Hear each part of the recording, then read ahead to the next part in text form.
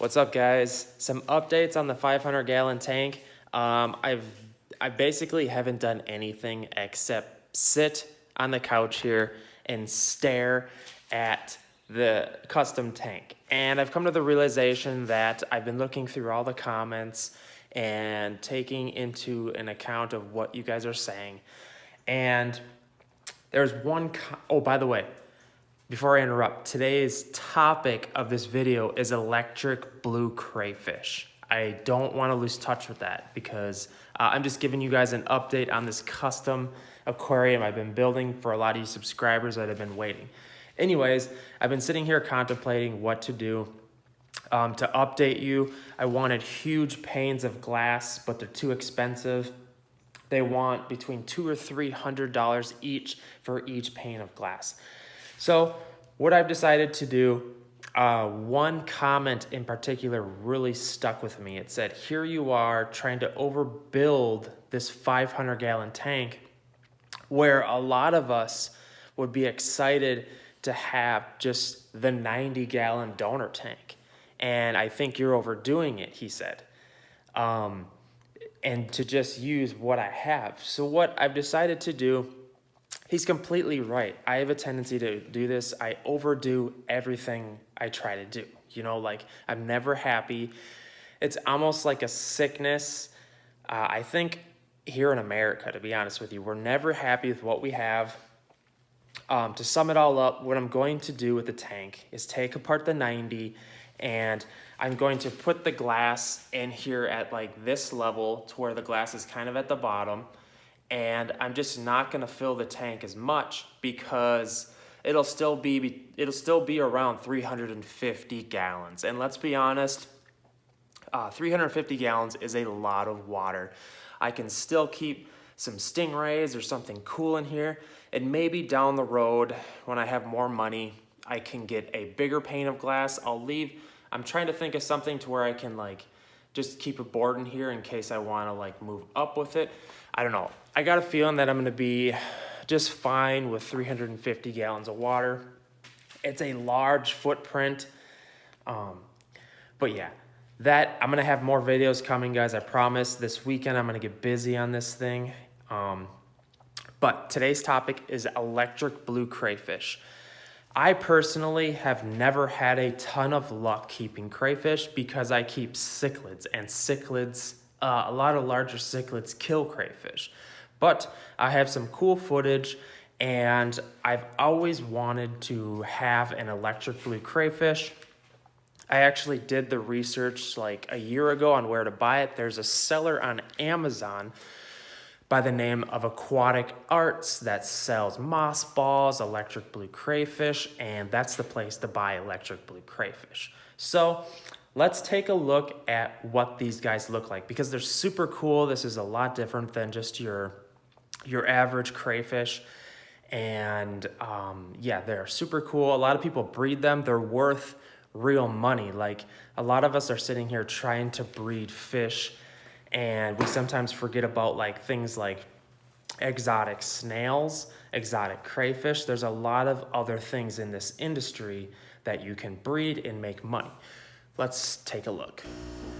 All right, guys, when taking care of crayfish, I consider there to be four main aspects. I'm going to keep this simple because I feel like people overcomplicate things. Number one, other fish / tank mates. Make sure your fish aren't going to eat or pick at the crayfish. We see so many posts where people think, oh, my fish aren't going to eat the crayfish, and then they post a funny picture with the crayfish hanging out of the fish's mouth. I personally cannot keep crayfish because I keep mainly cichlids, and they will sit there and pick at it or just eat the thing whole. And really the only cichlids that might not screw with crayfish would be dwarf cichlids, but oh, and by the way, this is some super cool footage of this electric blue crayfish molting. It's awesome. All right, so number two is tank size. I believe these things need a little more space than what a lot of the mainstream internet is telling you. A lot of people will say, oh, you can keep them in a 10-gallon tank. I highly disagree. You should have these things in a 55-gallon tank. They do like to move, and in my personal opinion, You know, anything below a 40-gallon breeder for a lot of things that grow to this size, 5 to 7 inches, they need the space to move, let's be honest. Number 3, hiding spots. These things get super insecure at times and just need to run away, and that's where hiding spots is huge. I will throw a link in the description to some black pipes.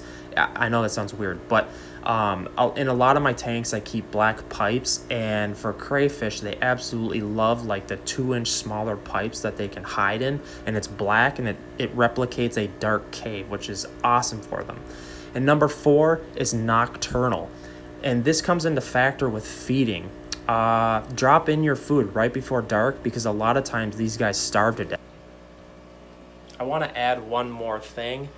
I believe water movement really helps crayfish because a lot of them originate from rivers, and due to my experience, a lot of my waters are stagnant in my tanks because I only use sponge filters, and for the longest time I bred crayfish in this 40-gallon breeder tank, and I was successful a couple of times, but it was nothing worth even talking about, and that's why I didn't do any videos on it, because I was somewhat disappointed in myself because I couldn't do it. So I will admit defeat in trying to breed them, but I believe that the tank didn't have enough water movement, and it's a 40-gallon breeder, and I feel like for them to be happier to breed, I think that they need more like space to run around with. To give you guys some updates on the fish room, I've been noticing some aggression in some of my fish in this 125. Some of my severums are really getting beat up. See if I can show you guys. My blood parrot is very light colored. That usually means that something is not right or something is up. And this severum, see that severum on the side? He's beat up. He's not gonna flip for you guys, of course. There you go. There you go. Here. See right there. He's beat up on that side. So I'm kind of wondering who the culprit is. It's probably this guy right there. Sometimes green Texas cichlids are really nice, or I should say mild-mannered, and sometimes they destroy everything in their path. And another update, I rescaped this 75-gallon tank. This is one of the ones on my quad 75-gallon wall, and I'm putting all the Africans in this tank. I was keeping them in a holding 40-gallon tank, but it wasn't working so great, and I will say that netting Africans is an absolute nightmare, guys. I've been trying to catch these Africans over the span of 3 or 4 days now, and I'm leaving the net. Yeah, as you can see, I leave the net in there so that they get used to it, or more used to it, and it's easier to net them. But man, they are easily the hardest fish to net. So I guess if you have any tricks on netting, I'm guessing some of you guys use multiple nets. I use that trick, and you remove everything in the tank and you use multiple nets and big nets. So everything's good. Give you guys an update on the electric blue Dempseys. I've still given them a couple days. They are doing absolutely phenomenal. I got a feeling that guy was totally right. I'm thinking about putting them in the community tank because they seem kind of like bored and just not, I think they'd really flourish in like a community tank like that. And I actually, funny enough, have been having issues with a super aggressive flower horn. I keep throwing him around in different tanks. He's a mix between a flower horn and a red Texas of some sort. He's too small to tell right now. I'll show you guys, but he's getting beat up, and he's picking on fish twice his size. See if I can find him for you guys. There he is right there in the front. See him by that branch? He's really small. He's like 2 inches long, and he tries to beat on everything, and everything fights back essentially. And he's actually doing really well in this community tank, and he's actually healing. So funny enough, You can see him. He's even trying to go after my finger right here. You can see how beat up he is though. He's the great thing about these fish is they're super tough and he will heal. But I'm thinking about putting the electric blue Dempseys in like a community surrounding. A lot of I've even thought about putting them in the angelfish tank. It's just, I don't want the angels to pick on them. I don't think they will, but you should chime in and see if you think the electric blue Dempseys will be okay with the angels. They're really small, so I just kind of want to give them. I've learned that if you find the right combination to keep fish with with other fish, they do so much better, because this is like a single species tank.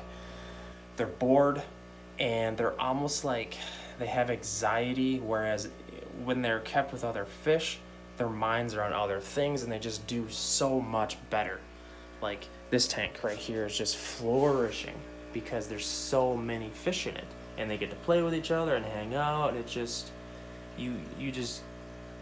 they do better. So but electric blue crayfish, if you're looking to buy one, and sorry about just blabbing on updates, if you're looking to buy one, I'll throw a link in the description box. The biggest, I researched this, the biggest seller is on Amazon, known as the seller Aquatic Arts, and they sell tons of these crayfish in moss balls.